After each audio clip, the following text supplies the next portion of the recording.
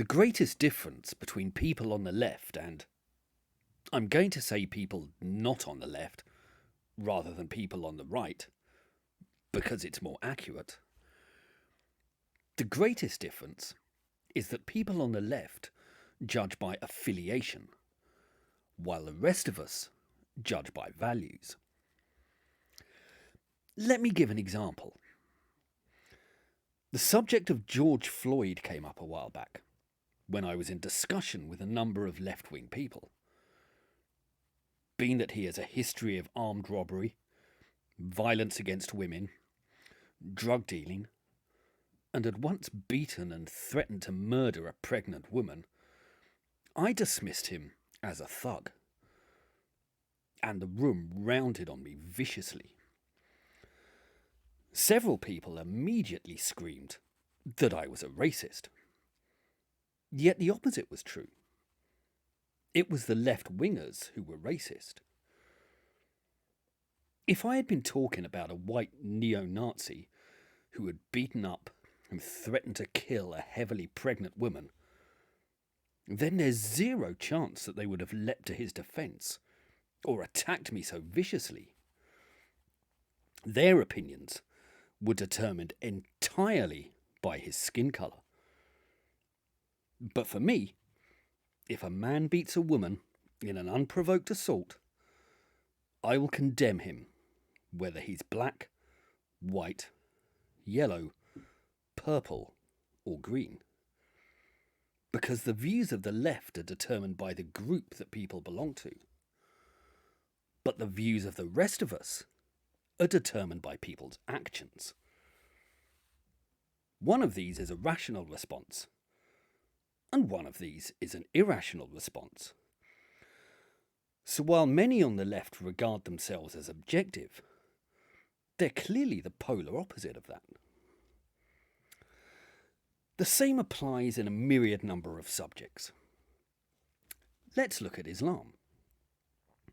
As an objective, rational human being, I'm able to regard the vast majority of Muslims as thoroughly decent, reasonable human beings. I can view achievements like the Alhambra and the Blue Mosque as the stunning, beautiful, remarkable buildings that they are.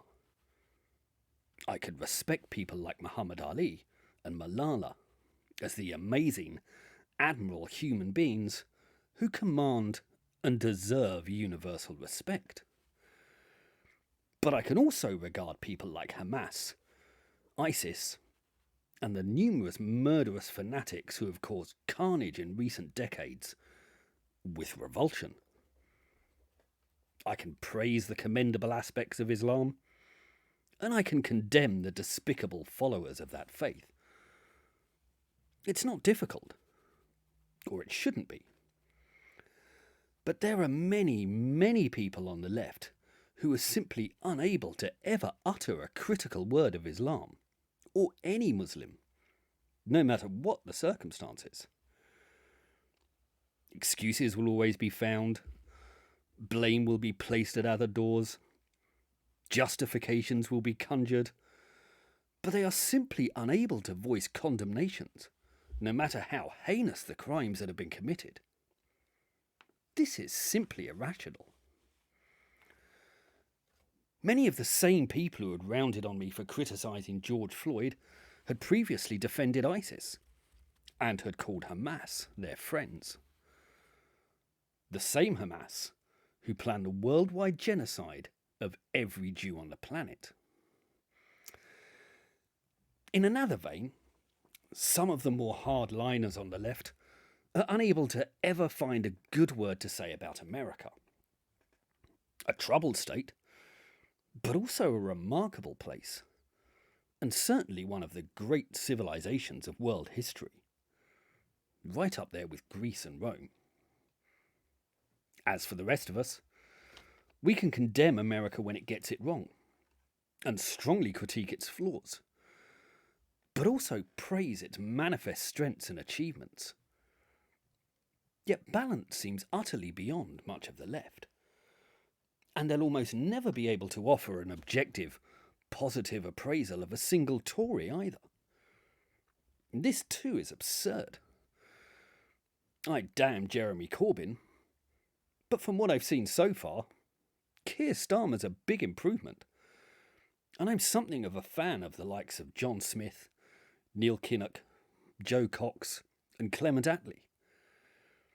Because to condemn all people by political affiliation would be irrational. And it would make me a bigot. And that, I'm afraid, is what many on the left are. Too terrified of appearing racist to ever make a rational appraisal of numerous communities and individuals. Full of nothing but praise for some political organisations and ethnic groups, yet nothing but disdain for others. But these activists are utterly unable to see their own incipient prejudice. It's such a close-minded approach that you'll immediately know all the radical left-wingers' opinions in advance on a vast array of topics, no matter what the individual circumstances. Jeremy Corbyn even refused to condemn Islamic terrorism when there was an attack during the election campaign of 2019. But he moved with indecent haste to blame Britain for allegedly provoking it. And he then acted surprised when he lost the election, suggesting their manifesto was too complicated for the electorate, thus blaming their voters for being thick. I'm sorry, Jeremy, but I don't think it's the voters that are the problem. Dysmyopia is so severe that Corbyn had gathered a clique around himself who had spent decades defending genocide and the worst fanatical killers on the planet. Diane Abbott defended Mao on live TV. Seamus Milne consistently defended Mao and Stalin in The Guardian. John McDonnell waved the little red book around in the House of Commons and waxed lyrical about Karl Marx. Corbyn and McDonnell speak every year at the May Day parade in front of thousands of hammer and sickle banners and portraits of Stalin. And Andrew Murray, no, not him. That's the one. Andrew Murray has made all the same sorts of claims. This convocation has spent decades defending the IRA, Hamas, ISIS, Venezuela, Iran, Russia, Cuba, and hosts of other undesirables. But they've never once spoken up in support of Britain, the US, or our allies, the most free, tolerant, and progressive societies on earth. Yet they remain persuaded that they are motivated by compassion, objectivity, and a rational and humane approach to societal issues. They're not. They're motivated by an adolescent, knee-jerk antipathy to the West, which means they'll support all the West's enemies, no matter how vile or genocidal they are. Because the far left's views are primarily determined not by morality, decency, or any consistent values, but by tribalism. Why else would they side with the most racist, homophobic, and misogynistic cult of modern times? The truth is, we know why. It's because they're not motivated by a moral compass. They've just picked a side, and they'll support it, whatever they do. The trouble is, it's the wrong side, and they'll never be able to see it. If you've enjoyed this film, please like and subscribe. And if you're interested in these topics, I've written 2 books which go into them in extensive detail. They're called The Tyranny of the Left, and they're available on the links below. Please feel free to pick them up and let me know what you think. Thank you.